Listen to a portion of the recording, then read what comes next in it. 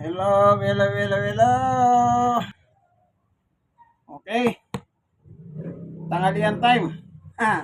Pinaligo ko muna po yung dalawang aso, si Winter at Summer. Ah, tapos ako naman ngayon kakain. Anong oras na ba? Yan, mga alas 12:30. Ayan. Ito. Kailangan matulog siya bago ligo si Summer yan. Yan ang ugali niyan. Pag napaliguan, matutulog yan. Itong isa naman, ayun. Ayan. Makulit. Pero nagpapapagod siya. Sigurado mamaya matutulog din yan kasi napagod siya. Hoy! Shh! Winter! Winter! Huwag yan! Ayan. Eh po yung makulit. Ayan, yan, yan, yan. Ayan na yan. Ayan. Bago ligo sila at matutulog sila niyan. Kaya mamaya, pag natulog sila, pag gising nila, kakain na naman sila. Lagi sila niyandang pagkain, ano? Ganyan ang pag-aalaga ng aso, ha? Okay, kakain tayo tanghalian. Ito, isda ng tilapia. Ito, may itlog. Prito. O, tilapia. Yan. Yan ang ulam ko. Ngayon, kumuha ko na suka. Ito, gusto ko magsawsawan ng suka. Ano? Sausawan na suka. Yan, kanin. Meron akong leftover na kanin kagabi. Konti lang, at dinagdagan ko, bumili ako.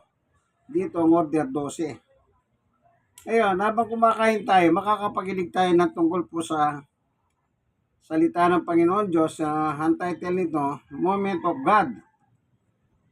Ano po, andog ng Pentecostal Missionary Church of Christ Fort Watts. So, pakinggan natin. Ito po yung mga kwento ng pagtanggap kay Jesus.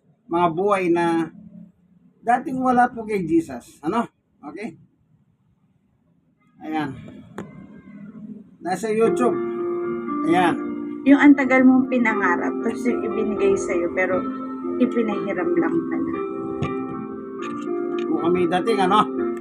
Pinaram lang pala. Bakit kung sino pa yung inaalagaan, kung sino pa yung iniingatan, sila pa yung nawawala.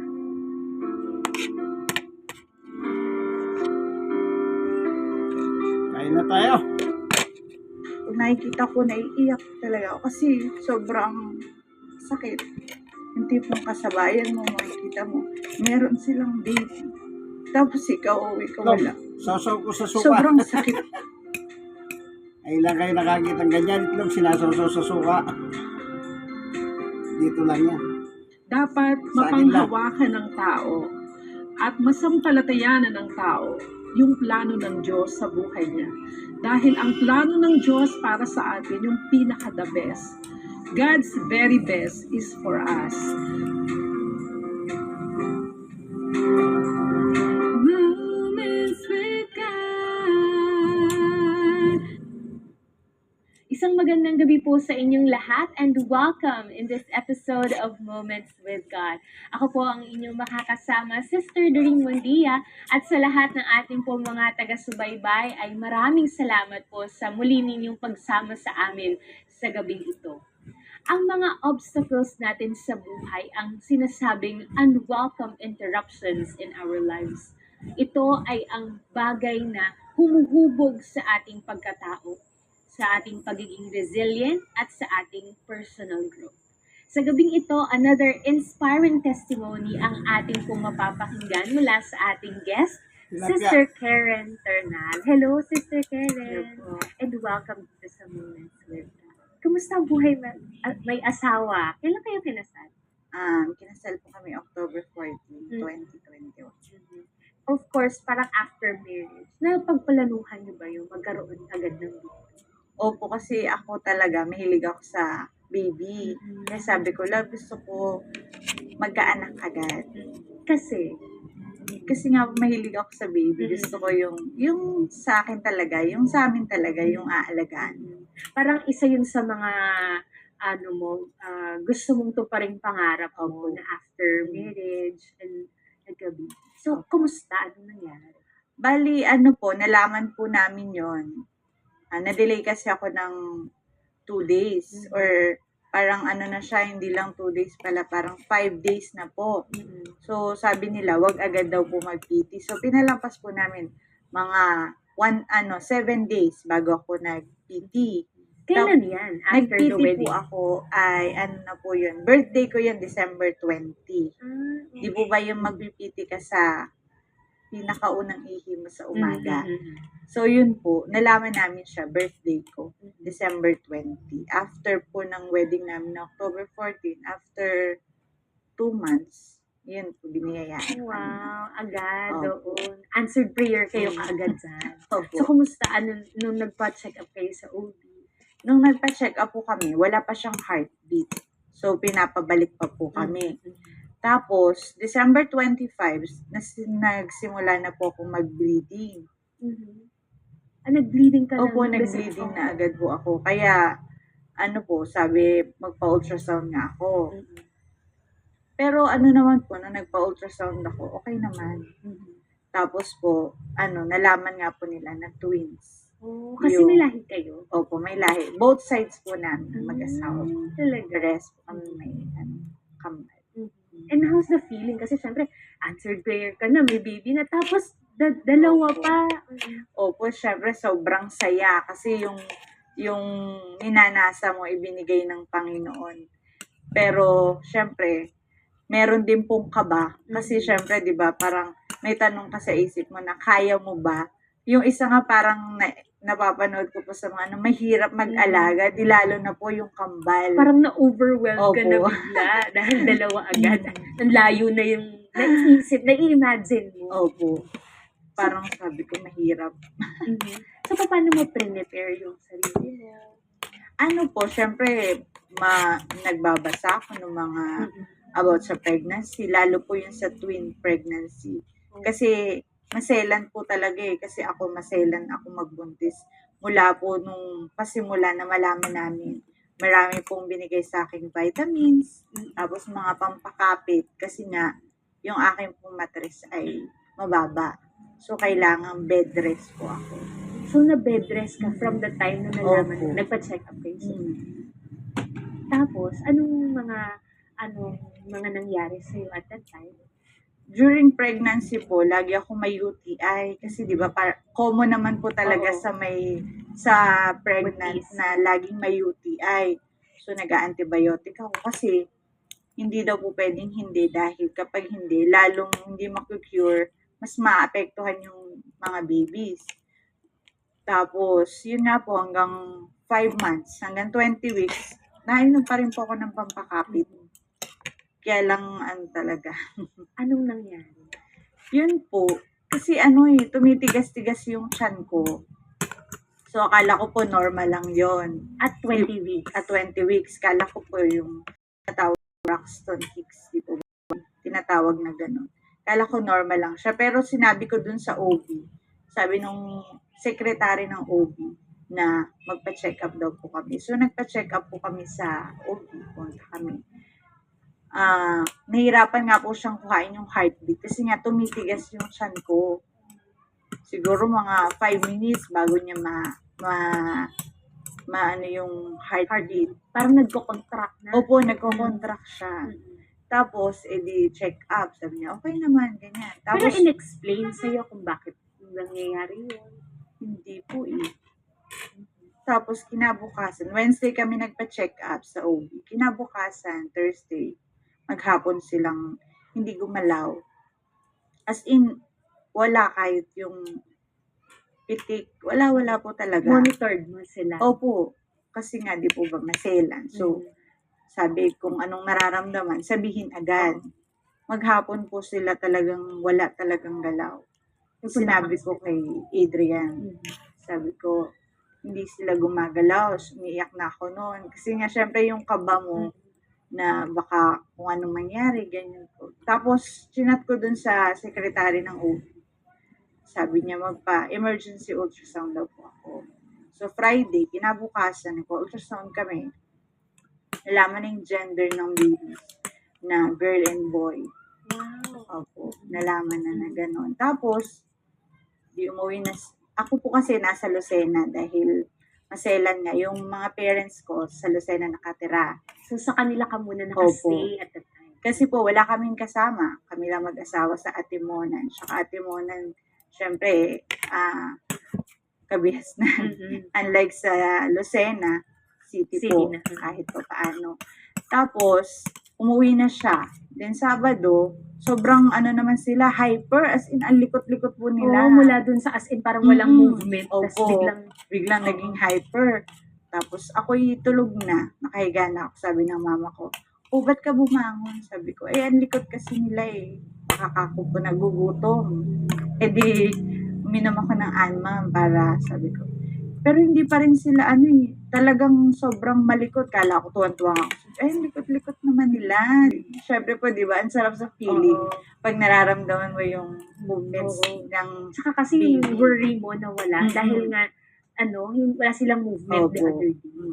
Tapos, after po nun, nagko-contract siya. Ulit. To every 20 minutes. Inoorasan ko po kasi, di ba, meron ganon. Oo. Na minsan naman Minomonitor. nawawala Oo. naman po. Yung 20 minutes, tapos naging 15, naging 10, naging 5, naging 3. Talagang yung intense po Oo. ng pagsakit niya, sobra yung pain. Talagang, yun yung pain Parang ng feeling mo nagli-labor ka na. Opo, labor talaga siya. Tapos umihi ako. Unang ihi ko, clear lang po siya. Yung pangalawa ko, may bahid na siya na blood. Tapos nung pangatlo, may buo ng dugo. Anong ginawa mo at that time?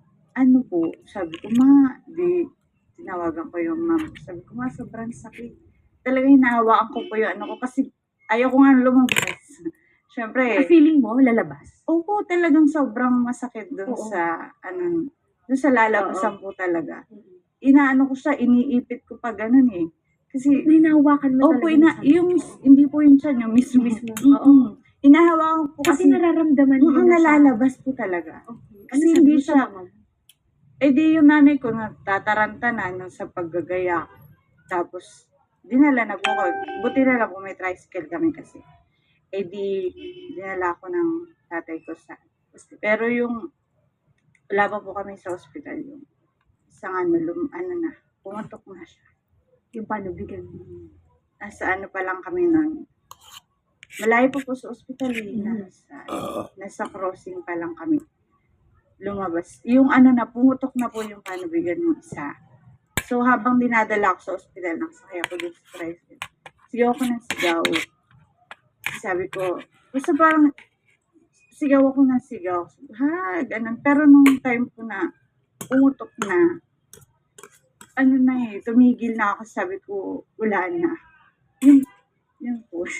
Sabi Parang ko, doon na open na. parang sabi ko na, wala na. Kahit madala ako sa ospital, wala na. Kasi lumabas na po yung Kasi once na wala ng Yung pan- fluid, di po Oo. ba? Doon sila nabubuhay. Oo. Kapag wala na Parang yun na yun, yung yun yung anong ko na- tumatakbo sa isip mo at that time? Yun nga, sabi ko wala na. Siyempre, doble yung lungkot ko kasi po, siyempre yung asawa ko wala sa tabi ko.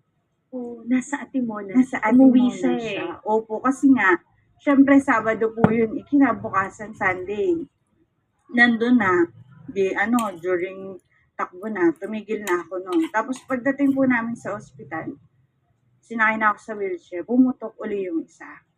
Dalawa Isa. yung panubigan mo kasi fraternal twins Opo. yung meron. Mm. Yung pinagbubuntis mo at that Opo. time. Pumutok na yung isa. Tapos hindi na ako sa delivery room kasi doon po sa emergency, lumabas na sila. Oo, lumabas na agad yung dalawang bata. Yung una po, ang naunang lumabas ay yung babae. Tapos, yung lalaki, sumunod agad. As in, segundo lang po, sumunod agad siya.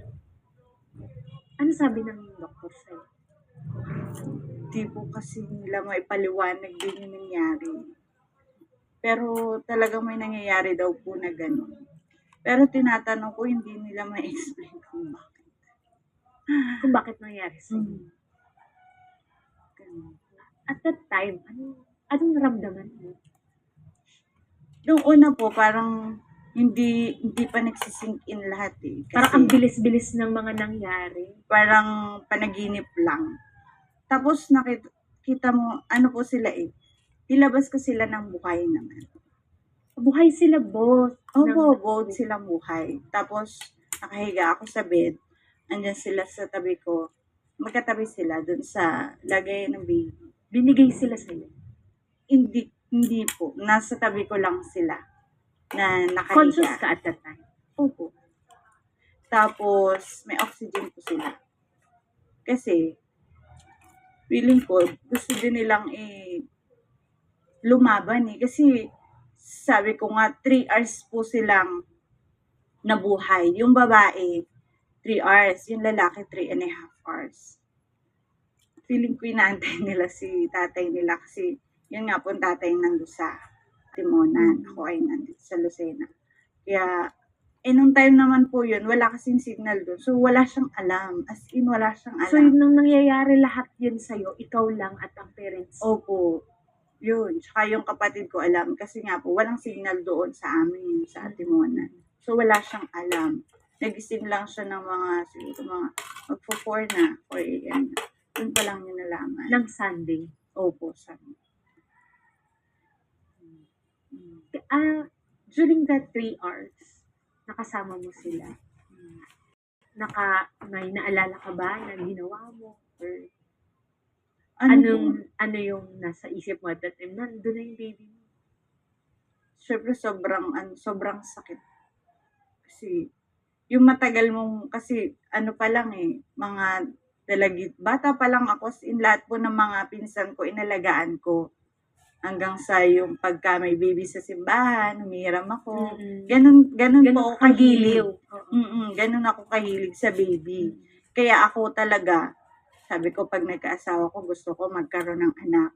Yung antagal mong pinangarap, tapos ibinigay sa'yo, pero ipinahiram lang pala.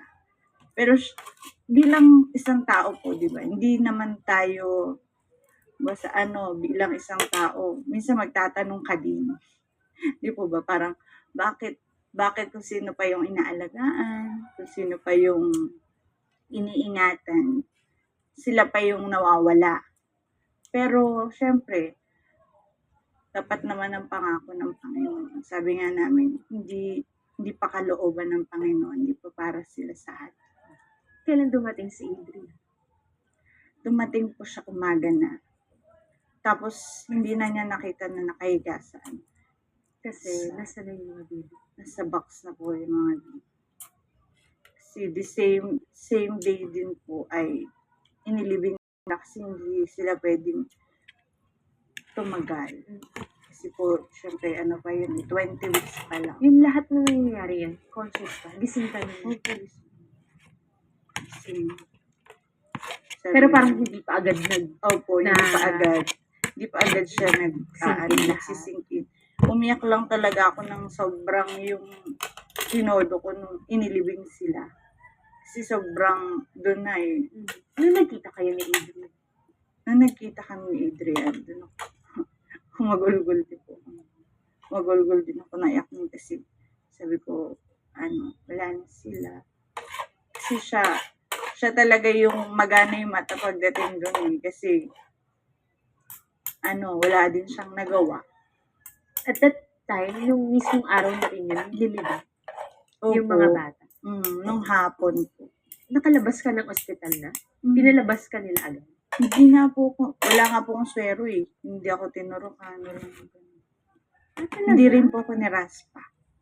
Kasi lumabas naman po sila. Lumabas sila Tsaka yung inuna, lumabas din. Parang, as in talaga nanganak ka kasi. Opo. So parang yung nag-normal delivery ka. Normal na maaga delivery. nga. Opo. 20 weeks. Paano ka bumangon? Anong ginawa mo para, syempre, at that time parang yung pangarap mo sana, kaya lang, hindi natuloy. Anong nasa isip mo at that time na nagre-recover? Nagre-recover ang body mo, nagre-recover ang isip mo at puso. sobrang hirap kasi bukod sa yung body mo nga, kailangan din mag-heal, kailangan mo maging malakas. Kaya sinabi ko dun sa asawa ko, sabi ko, kailangan mas maging malakas siya. Kasi sa kanya ako uupo. Biyaya naman po ng Panginoon. Si Adrian naman ay naging malaking bahagi ng pag-recover ko. Lagi niya akong pinapatawa. Yan. Isa din po yun sa naging dahilan kung bakit hindi ako masyadong na-depress. Although hindi mo maaalis yung malulungkot ka, pero lagi na lang po kami nagpe-pray sa Panginoon. Anong prayer niyo sa Panginoon? Na ibalik sila sa tamang panahon. Diba? Kasi sabi ko nga kahit maraming dumating, pero sila yung una. Sila yung nagparanas sa amin na maging unang magulang. Siyempre lalo po higit sa akin kasi ako yung nagdala. Sobrang sakit po talaga. At that time, pag nakakita ko ng baby, hindi ko talaga kaya. Hindi ko kayang mawak. Pag nakikita ko, naiiyak talaga ako kasi sobrang sakit. Yung tipong kasabayan mo, makikita mo, meron silang baby. Tapos ikaw, uwi ka wala. Sobrang sakit. Kaya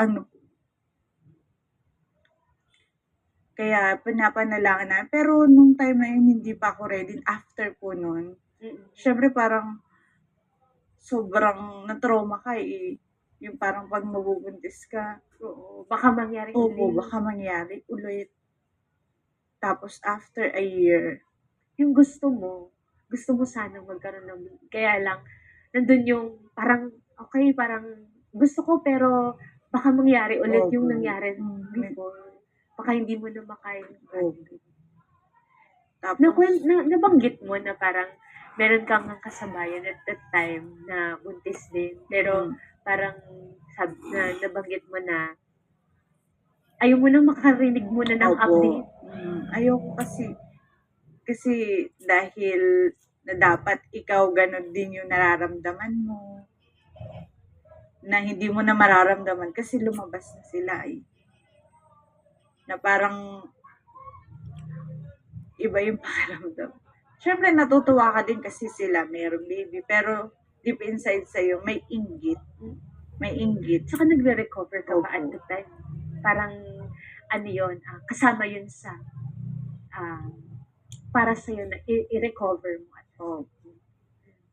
Matagal yung process. Matagal po talaga. Kahit naman hanggang ngayon, kahit mayroon na kami bagong baby, nandun pa rin po yung, sabi ko, hindi na mapapalitan yun. Nandun yung pain habang buhay, nandun. Parang kasama talaga yun sa journey.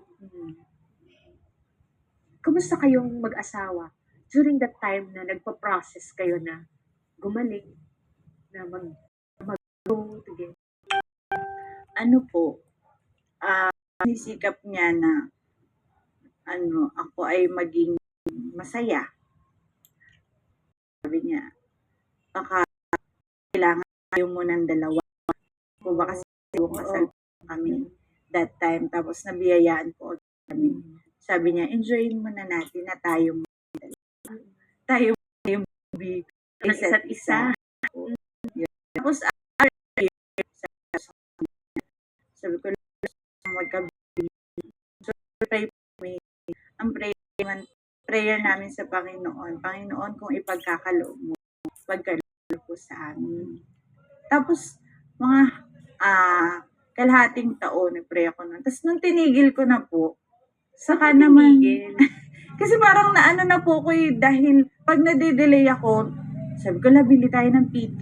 Kasi siguro nasa 30 PT na po yung kasi nga sobrang eager ko na magkaroon ulit. Parang after a year, parang gusto mo na talaga ulit. Para lang, para, parang matulungan mo rin ang sarili mo. So, you tried. Opo. Tapos, alam mo, isang araw pa lang, ganung araw.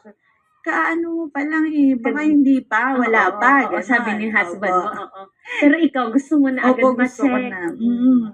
Tapos nasa sobrang dami ko ng PT. Tapos, nito pong Anong parang Anong nasa isip mo at that time na, okay, mag-PT ako. Tapos, Ano po, Kasi- nakaka-frustrate. Yung tipong, ay, ayoko na. Bahala na yun kung kailan na lang ibigay kasi ng di ba Panginoon. parang excited ka sana. Mm. Tapos parang nadadagdag pa yung frustration na yan Opo. dun sa bigat na nararamdaman. Mas lalong nakaka-stress kapag lagi kang nagpipiti, Oo. tapos negative naman Mm. po yung nakikita mo. Mm-mm. Lalong lalong nalulungkot ako. Oo. Na parang nadadagdagan lalo Opo. yung pressure mo, yung stress mo. Kaya hindi na. Kung bahala na kung ibigay ng Panginoon, ay bibiyaya. Sabi ko po ganun. Ano nangyari?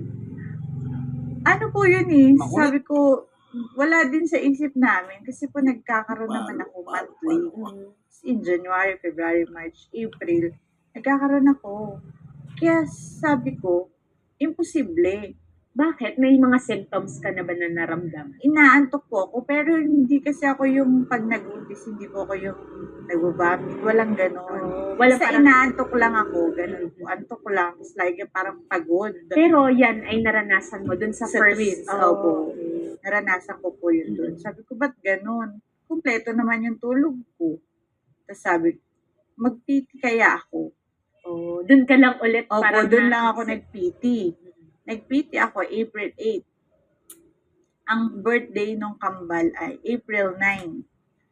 2 years na po sila noon yung April 9, 2024. Kaya, di ako nag-PT. Sabi ko, sanay naman ako negative. So, So, nag-PT. minindset mo na rin Opo, yung sarili wala mo that na. time. Sabi ko, wala naman yan. Sabi ko, Parang maano lang, Opo. parang mawala yung Mm. ano mo, yung isip mo na ba't ka inaantok. Okay. Di sabi ko, nag-PT ako. Iniwan ko lang po siya sa CR doon sa ibabaw ng Talaga, hindi mo na hinintay yung result. Binalikan ko siya, pero matagal. Ayun, Mga 15 or nanonood 20 tayo. minutes. Kasi sabi ko, wala yun, negative naman yan. Minindset mo Opo, na yung kasi nga sarili. nagkakaroon nga po ako. Tapos pagbalik ko, as in, sobrang linaw po niya. Ang tulay. Opo, 2 lines. Yun po. Tapos, nagpa-check up. Nung nakita mo yun, anong Siyempre, reaction mo? mixed emotions. Kasi yung masaya, na malungkot, na Kaba. natatakot. Kasi Parang nandun bumalik po, lahat opo. ng kaba mo. Ayan po ang tinatapik po sa Moment with Love, yung nangyari pong na nagbuntis siya after ng marriage, na nawala po yung dalawang bata, kambal, lalaki, babae. Andun na pa naman ang pananabik nilang mag-asawa na gusto na nila magka-baby. Pero, yun nga po, nabuhay sila. Pero, nabuhay po sila ng yung isa 3 oras, yung isa 3 oras at kalahati. Alam niyo, ang buhay ng tao, bigay ng Diyos yan. Naalala niyo po yung sinabi ng Diyos sa creation? Sa Genesis 1:26-27. Sabi ng Diyos, lalangin natin ang tao ayon sa ating wangis at larawan. So, nilalang po ang tao na lalaki at babae. So, Diyos po naglalang. Gumawa sa tao. Kaya, ang Diyos din po ang babawi. Nasa Diyos po ang buhay ng tao. Wala sa tao. Halimbawa, magulang ka, wala sa iyo ang buhay ng iyong anak. Tandaan niyo po, nasa Diyos pa rin po yan. Kasi yung mga anak na yan, nasa description ng Diyos kung bibigyan kanya ng anak o hindi. Sa kasaysayan sa Biblia, si Juan Bautista, bahog yung nanay niya, si Elizabeth. Pero biniyahan po sila ng anak, si Juan Bautista. Si Abraham at saka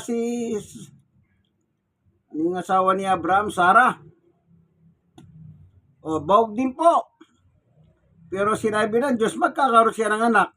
Sa 1 taon, sabi niya. So, diyan makikita mo, nagpapasya ang Diyos. Tayo po, hingi lang tayo ng hingi. Halimbawa, Diyos ko, bigyan mo akong anak. Kung minsan, may request ka pa, malusog, di baling babae o lalaki. At ang sinasabi mo, sana gwapo siya o maganda siya. Ganun po, request lang tayo. Pero tandaan nyo, dahil ang Diyos po ang pinanggalingan ng buhay ng tao, siya rin po ang babawi niyan. Kaya, ako alam nyo, simple lang.